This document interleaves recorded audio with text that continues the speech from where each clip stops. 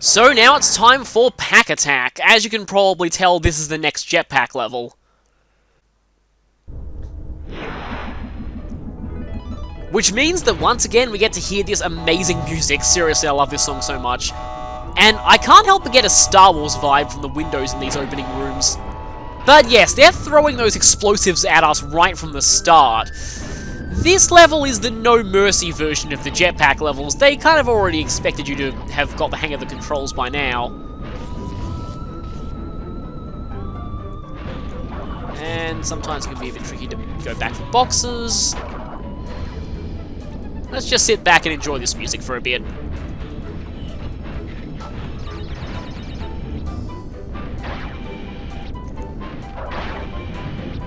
Lasers here.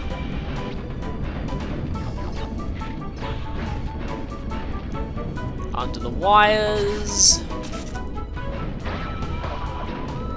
Make sure not to miss that. And through the lasers. And the lab assistants are back again. I might try and show off that glitch at some point. I find it a bit weird that the PAL version would have the glitch but not the NTSC version. Normally PAL releases come out later, so you'd expect they'd fix the glitches rather than add more. I mean, it's a pretty harmless glitch. It actually makes things easier for you. Here, there's a relatively easy way to get through this. Just go straight through the middle. And now we have lasers in combination with these loose electrical wires. Seriously, who does the maintenance in these areas of Cortex's space station? They're not doing a good job. Yes, these areas are pretty heavily implied to take place on Cortex's own space station, which really begs the question, if... Okay, good, got through that. If 4 of the crystals were on Cortex's space station all along, why didn't he just get them himself? Although it's probably understandable why he didn't. He'd rather someone else go through these places, considering all of the occupational hazards in here. Okay, I think we're right through the center here. And I just really love how this little area looks. It's you don't get to see it for that often, but it just looks so cool to me. Okay, make sure I've got all 3 of those. Good, let's get going. More nitros over there. Remember I said before that Rocket had more nitros. I'm pretty sure that's still true. Okay, let's just quickly speed through there. There we go. And a cross formation of nitros. Let's just go through the lasers. And not hit that like I did last time. And grab that crystal. Like I said, why doesn't Cortex just... You'd think the Cortex would have an easy time getting those, but anyway. Got a set of explosives and more wires here. And dodge around those, and that's the end of the level.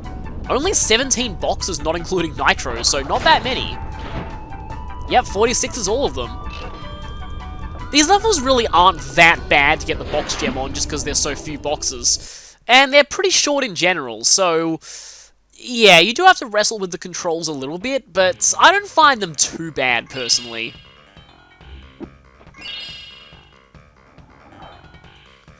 So, with that, we just have one more main level left in the game. And I'm going to quickly save for this, because there's obviously going to be a cutscene after we're done with that one.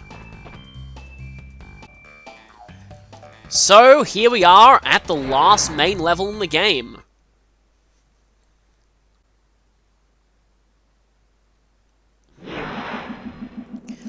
So the main unique part of this level is only going to become apparent very early, actually. But first we have these platforms. Only the center is safe to stand on. The sides are all heated. We don't really need to care about boxes at this point, because we're going to be coming back through this area regardless. This guy I like to just skip him entirely. It's not really worth going out of your way. And we have a blue gem platform here. We haven't seen one of these since Hang 8. What's it doing here? Well, you'll see. This leads to the secret area of this level, which is actually a pretty unique one. Firstly, we have pistons. I like to do a fun little 3D jump trick to get around these. Just a good showing of how you can use 3D even in 2D areas. Now, you need to delay your jump on that guy for a little bit, otherwise you won't make that piston. And now we have a green gem platform. We need the green gem to progress here. I think you can see what the idea is. But here, the gimmick of this area is shrink rays. I don't like shrink rays, especially not over bottomless pits.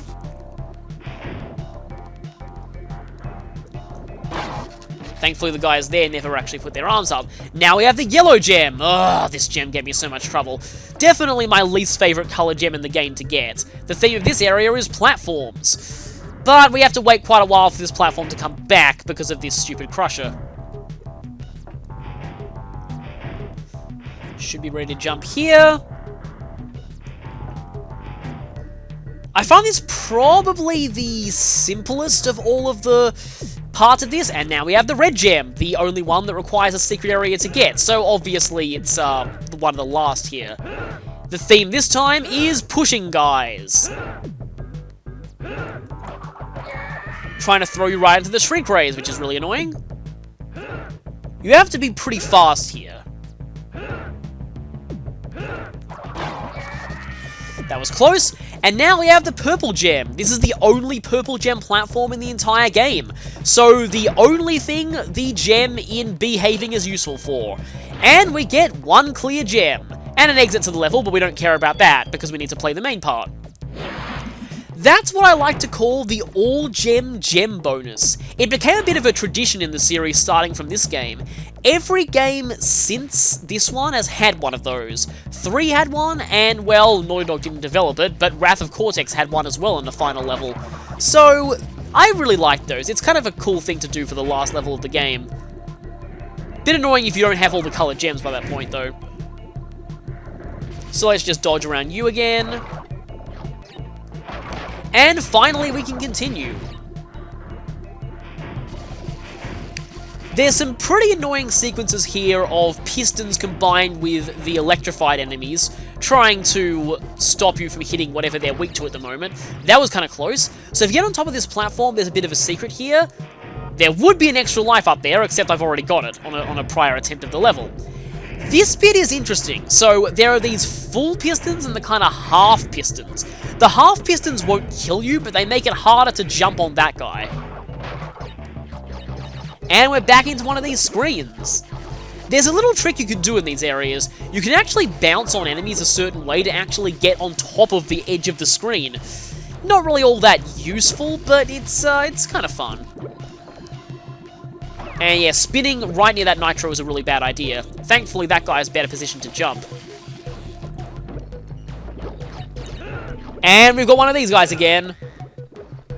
You know what that means.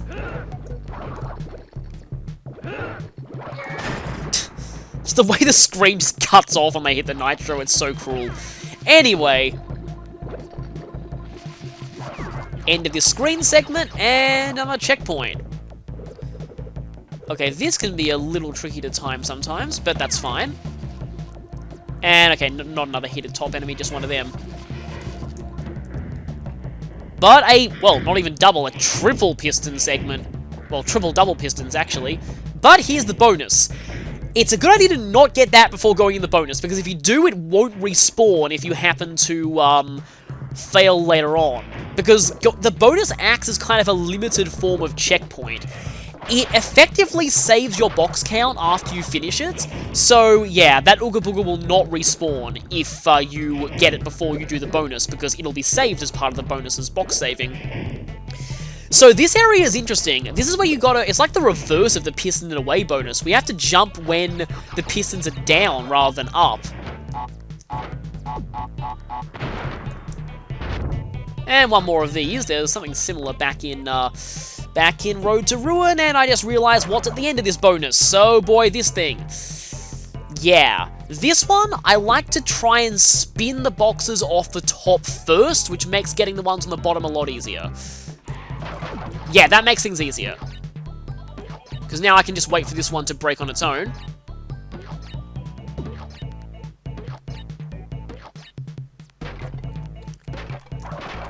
And break those. And then just get these whenever I really feel like it. And that one you can just spin from here. So, another one of those tough bouncing in between things segment, and we get a nice preview of the rest of the level here. I do like that quite a lot. So yeah, grab this now. And quickly duck under that.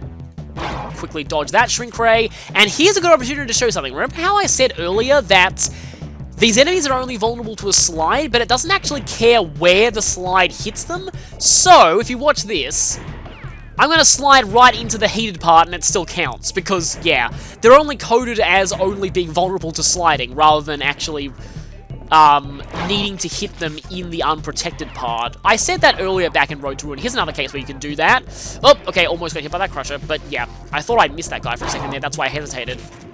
Let's get you. Not get stuck on the scenery there. Nitro Exploder is there.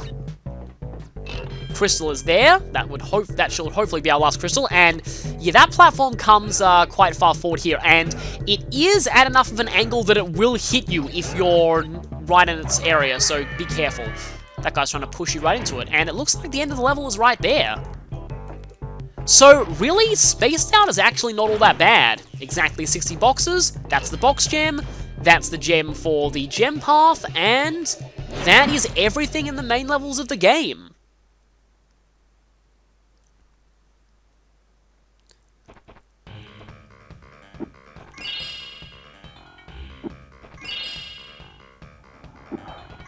And of course, I'll be showing the dance this time.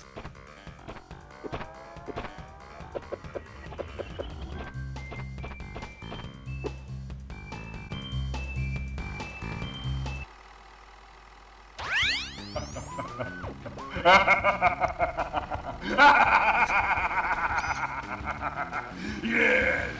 My plan is nearly complete, and I have you, Crash Bandicoot, to thank for it. Engine? What's happening?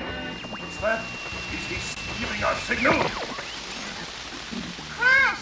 Cortex isn't going to use the crystals to contain the planet's energy. He's going to harness the force and use it to power the super Cortex vortex he has built on his space station. One blast of the ray will cover the entire world, turning everyone into Cortex's mindless slaves. Crash, don't let him have those crystals! Engine, you fool! She's telling him everything!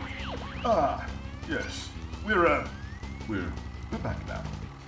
Pardon the, interruption. Crash, bring me crystal! Well, yep, the facade is officially dropped. Plot twist, the main villain of a game that's name is Cortex Strikes Back is in fact Cortex. Yeah, that was pretty easy to see coming. So, now the next thing left to do, now that we have all the crystals and all but 2 gems, is to fight the final boss. And the final boss is, well, yeah. So, if this is done right, it'll be over very, very quickly. The final boss is actually ridiculously pathetic, and it's a shame too, because it has great music. I love the music in this. I hesitate to call it a fight. It's really not. It's seriously not at all. You'll see when we get in there. There is one thing annoying about it, however. It's a jetpack segment. And we can't hit too many of those asteroids. Because it's also a race.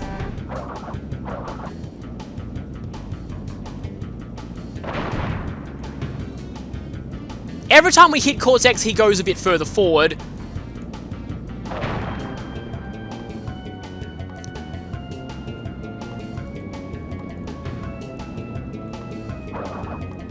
Almost there.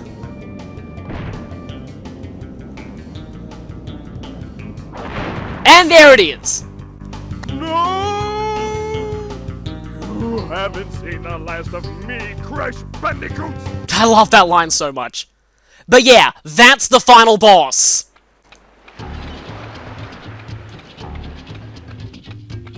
Crash, what do you suppose happened to Cortex? And what about the Cortex vortex? It's still up there. A nice touch there is that beach they're both on. That's the first level of Crash 1, complete with the crab enemy. So, this is only the normal ending of the game. This is what happens when you don't have nice Naughty Dog cameo there. This is what happens when you don't have 100% and complete the game. You actually have to see this ending, because the final boss is worth 3%, so if you get to the final boss with everything, you still have to go through the boss and this ending before you can get the 100% ending. So we're watching the credits twice, whether we like it or not. Anyway, yeah, that was the final boss. Yeah. The final boss, yeah, I did say that Crash games tend to have very easy bosses, but the final boss of this game is really something. Definitely look up the music for that fight on your own time, though. That song is great. It's probably my favorite Cortex boss theme in the whole series. Yeah, it's such a good song, and yet it's not even a boss fight. You just chase him and spin him a couple of times.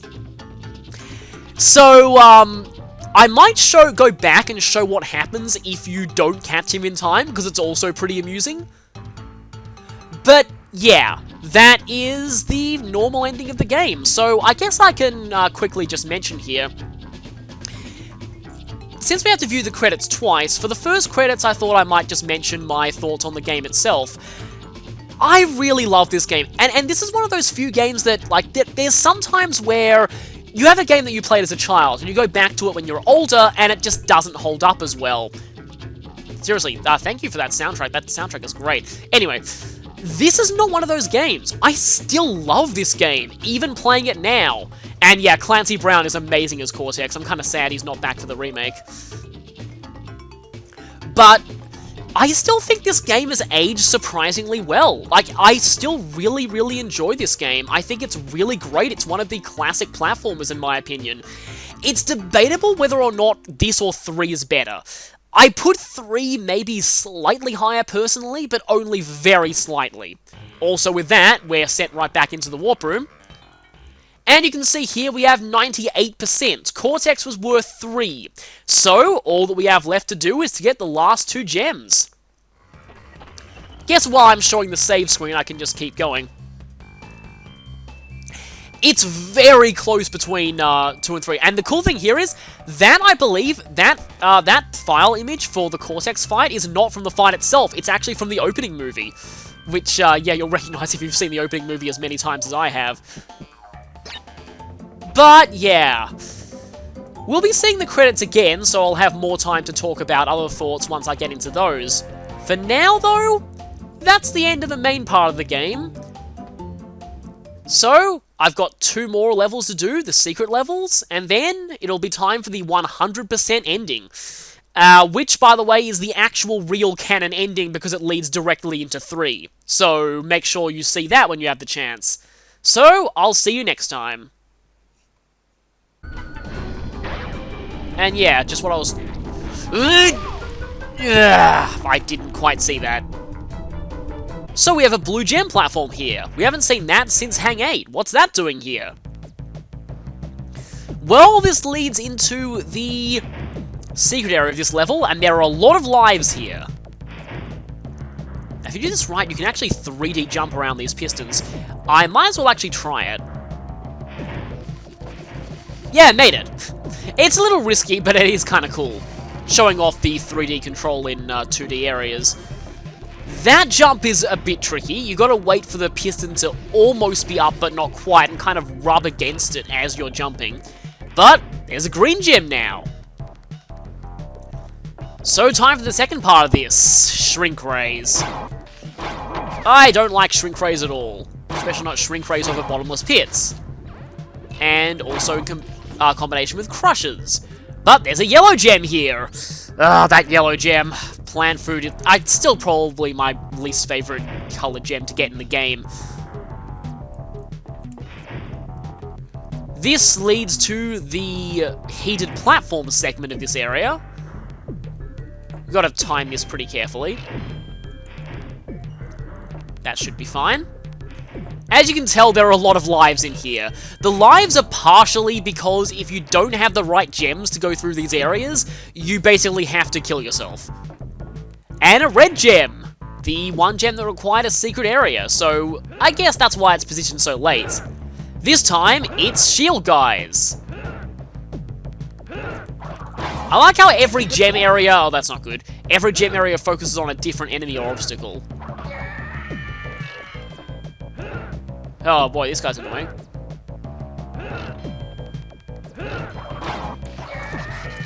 And gone. And then we have a purple gem. And this is the only time the purple gem is used in the whole game. And all it is to get one gem. And a warp directly out of the level, but we don't want to take that. Don't spin close to that nitro. Right. Shows off how you can actually use 3D to your advantage, even in 2D areas. That's not going to make it. No, it's not. Let's go. This time it's Shrink Rays. And we've already been hit. The theme of this one is Shrink Rays. And there's the miniature angel animation.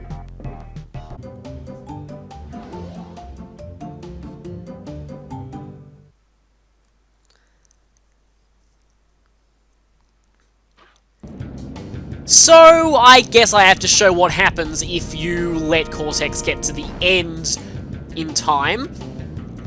And I really do mean let. You pretty much have to be trying to lose this. Even with the jetpack controls, he pretty much waits for you if you hit any obstacles. It's very, very lenient.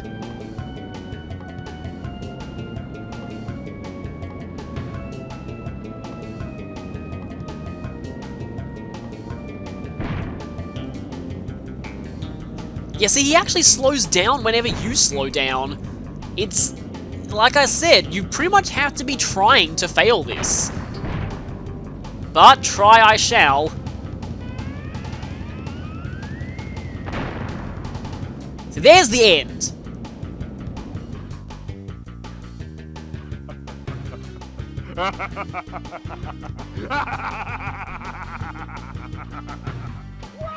And you lose a life for that. It's worth it just to hear Clancy Brown's amazing evil laugh. But yeah, that's basically what happens there. And that's all I wanted to show from that.